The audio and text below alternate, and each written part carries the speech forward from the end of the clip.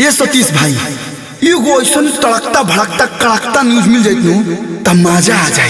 ए बेयास का हो रे एगो और ताजा न्यूज लेके आई बनी। जल्दी सुनाओ कान तरसता।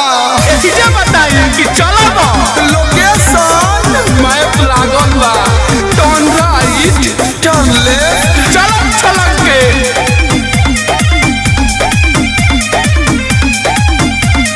सदी के दिन काहे करता रुहाला बिचवे में रोक देले बारू जहे माला। अरे डीजे वाला गाना बंद कर। अरे सदी के दिन काहे करता रुहाला बिचवे में रोक देले बारू जहे माला। गांव समाज जुटल राज आज खोली। साफ सुथरा बात बताओ, एक सेकंड साफ सुथरा बात बताओ कि तू पति के साथ रहबू कि लवर के साथ रहबू? हम लोग हर जी पर हम मारो मरदा का गोली मारो मरदा का गोली चढ़ो यारा रात डोली।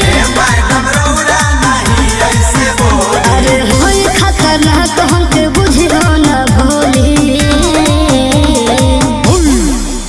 मारो दुल्हा